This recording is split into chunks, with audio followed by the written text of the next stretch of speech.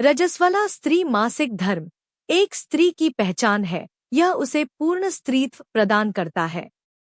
लेकिन फिर भी हमारे समाज में रजस्वला स्त्री को अपवित्र माना जाता है।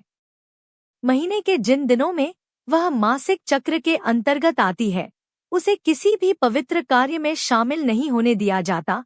उसे किसी भी धार्मिक स्थल पर जाने की मनाही होती है। लेकिन विडंबना देखिए कि एक ओर तो हमारा समाज रजस्वला स्त्री को अपवित्र मानता है, वहीं दूसरी ओर मासिक धर्म के दौरान कामाख्या देवी को सबसे पवित्र होने का दर्जा देता है। तांत्रिक सिद्धियां। यह मंदिर तांत्रिक सिद्धियां प्राप्त करने के लिए प्रसिद्ध है। यहाँ तारा, धूमवती, भैरवी, कमला, बगलामुखी आदि तंत्र देवियों की मूर्तियां स्थापित है। निर्माण। इस मंदिर को 16वीं शताब्दी में नष्ट कर दिया गया था, लेकिन बाद में कूच बिहार के राजा नर नारायण ने 17वीं शताब्दी में इसका पुनर्निर्माण करवाया था। कामाख्या शक्तिपीठ। नीलांचल पर्वत के बीचों बीच स्थित कामाख्या मंदिर गुवाहाटी से करीब 8 किलोमीटर की दूरी पर स्थित है। यह मंदिर प्रसिद्ध 108 शक्तिपीठों में से एक है। माना जाता है कि पिता द्वारा किए जा रहे यज्ञ की अग्नि में कूदकर सती के आत्मदाह करने के बाद जब महादेव उनके शव को लेकर तांडव कर रहे थे, तब भगवान विष्णु ने उनके क्रोध को शांत करने के लिए अपना सुदर्शन चक्र छोड़कर सती के शव के टुकड़े कर दिए थे। उस समय जहां सती की योनि और गर्भ आकर गिरे थे, आज उस स्थान पर कामाख्या मंदिर स्थित है। कामदेव का पौरुष। इसके अलावा इस मंदिर को लेकर एक और कथा चर्चित है। कहा जाता है कि एक बार जब काम के देवता कामदेव ने अपना पुरुषत्व खो दिया था, तब इस स्थान पर रखे सती के गर्भ और योनि की सहायता से ही उन्हें अपना पुरुषत्व हासिल हुआ था। एक और कथा यह कहती है कि इस स्थान पर ही शिव और पार्वती के बीच प्रेम की शुरुआत हुई थी। संस्कृत भाषा में प्रेम को काम कहा जाता है, जिससे कामाख्या नाम पड़ा। अधूरी सीढ़ियां। इस मंदिर के पास मौजूद सीढ़ियां अधूरी हैं। इसके पीछे भी एक कथा मौजूद है। कहा जाता है एक नरका नाम का राक्षस देवी कामाख्या की सुंदरता पर मोहित होकर उनसे विवाह करना चाहता था, परंतु देवी कामाख्या ने उसके सामने एक शर्त रख दी। कामाख्या देवी से विवाह। कामाख्या देवी ने नरका से कहा कि अगर वह एक ही रात में नीलांचल पर्वत से मंदिर तक सीढ़ियां बना पाएगा तो ही वह उससे विवाह करेंगी। नरका ने देवी की बात मान ली और सीढ़ियां बनाने लगा। देवी को लगा कि नरका इस कार्य को पूरा कर लेगा, इसलिए उन्होंने एक तरकीब निकाली। उन्होंने एक कौवे को मुर्गा बनाकर उसे भोर से पहले ही बांग देने को कहा।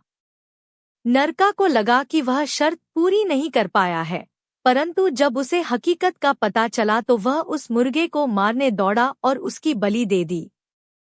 जिस स्थान पर मुर्गे की बलि दी गई उसे कुकुराक्ता नाम से जाना जाता है। इस मंदिर की सीढ़ियां आज भी अधूरी हैं। मासिक चक्र। कामाख्या देवी को बहते रक्त की देवी भी कहा जाता है। इसके पीछे मान्यता यह है कि यह देवी का एकमात्र ऐसा स्वरूप है जो नियमानुसार प्रतिवर्ष मासिक धर्म के चक्र में आता है। सुनकर आपको अटपटा लग सकता है, लेकिन कामाख्या देवी के भक्तों का मानना है कि हर साल जून के महीने में कामाख्या देवी रजस्वला होती हैं और उनके बहते रक्त से पूरी ब्रह्मपुत्र नदी का रंग लाल हो जाता है। निषेध है मंदिर में प्रवेश। इस दौरान 3 दिनों तक यह मंदिर बंद हो जाता है, लेकिन मंदिर के आसपास अंबुवाची पर्व मनाया जाता है। इस दौरान देश विदेश से सैलानियों के साथ तांत्रिक, अघोरी साधु और पुजारी इस मेले में शामिल होने आते हैं। शक्ति के उपासक, तांत्रिक और साधक नीलांचल पर्वत की विभिन्न गुफाओं में बैठकर साधना कर सिद्धियां प्राप्त करने की कोशिश करते हैं। वाममार्गी। कामाख्या मंदिर को वाममार्ग साधना के लिए सर्वोच्च पीठ का दर्जा दिया गया है। ऐसा माना जाता है कि मच्छंदरनाथ, गोरखनाथ, लोनाच मारी, इस्माइल जोगी आदि जितने भी महान तंत्र साधक रहे हैं, वे सभी इस स्थान पर साधना करते थे। यहीं उन्होंने अपनी साधना पूर्ण की थी। भक्तों और स्थानीय लोगों का मानना है कि अम्बुवाची पर्व के दौरान कामाख्या देवी के गर्भगृह के दरवाजे अपने आप ही बंद हो जाते हैं और उनका दर्शन करना निषेध माना जाता है। पौराणिक दस्तावेजों में भी कहा गया है कि इन 3 दिनों में कामाख्या देवी रजस्वला होती हैं और उनकी योनि से रक्त प्रवाहित होता है। तंत्र साधनाओं में रजस्वला स्त्री और उसके रक्त का विशेष महत्व होता है, इसलिए यह पर्व या कामाख्या देवी के रजस्वला होने का यह समय तंत्र साधकों और अघोरियों के लिए सुनहरा काल होता है।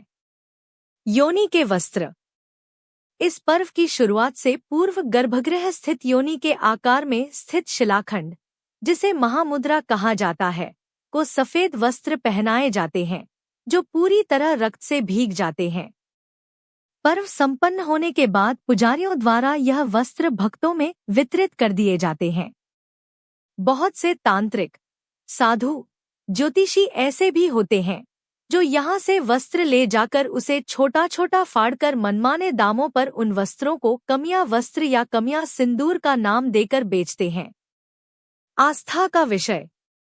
देवी के रजस्वला होने की बात पूरी तरह आस्था से जुड़ी है। इस मानसिकता से इतर सोचने वाले बहुत से लोगों का कहना है कि पर्व के दौरान ब्रह्मपुत्र नदी में प्रचुर मात्रा में सिंदूर डाला जाता है, जिसकी वजह से नदी लाल हो जाती है। कुछ तो यह भी कहते हैं कि यह नदी बेजुबान जानवरों की बलि के दौरान उनके बहते हुए रक्त से लाल होती है। इस मंदिर में कभी मादा पशु की बलि नहीं दी जाती। सामान्य स्त्री और देवी। खैर, तथ्य चाहे जो भी हो, परंतु माहवारी काल के दौरान कामाख्या देवी की आराधना कर कहीं ना कहीं हम स्त्रीत्व की आराधना करते हैं। हम स्त्री, जिसे जननी कहा जाता है, उसका भी सम्मान करते हैं। लेकिन जब बात व्यवहारिकता की, एक सामान्य स्त्री की आती है, तो हमारा व्यवहार पूरी तरह क्यों बदल जाता है। कामाख्या सिंदूर असली में छोटे छोटे पत्थरों के रूप में होता है, जो कि मां कामाख्या मंदिर से प्राप्त होता है। प्रसाद के रूप में वहां से और भी मां कामाख्या की चीजें प्राप्त होती है, जिनमें कामाख्या वस्त्र, कामाख्या कड़ा और कामाख्या यंत्र भी मिलता है, पर सभी लोगों को नहीं। सारे भक्तों को सिर्फ 2 ही चीजें दी जाती है जब मंदिर का द्वार खुलता है, और वो 2 चीजें कामाख्या सिंदूर और वस्त्र होती है। कामाख्या सिंदूर को लोग कामिया सिंदूर भी कहते हैं और कामाख्या वस्त्र को लोग अम्बुबाची वस्त्र भी कहते हैं। और ये दोनों चीजें सिर्फ अम्बुबाची मेला के दौरान ही वितरित की जाती है। 3 दिन के लिए मंदिर का द्वार बंद कर दिया जाता है और फिर जब मंदिर का द्वार खुलता है तो प्रसाद के रूप में सिंदूर और वस्त्र वितरित किया जाता है। अम्बुबाची मेला हर साल जून के महीने में मनाया जाता है, क्योंकि जहां पर मंदिर स्थित है उस ग्राम का नाम अम्बुबाची है, इसलिए इस मेले का नाम अम्बुबाची मेला है। और ये मंदिर नीलांचल पर्वत पर स्थित है। हर साल लाखों करोड़ों भक्त मां कामाख्या का आशीर्वाद लेने यहाँ आते हैं और अपनी मनोकामनाओं को पूर्ण करते हैं।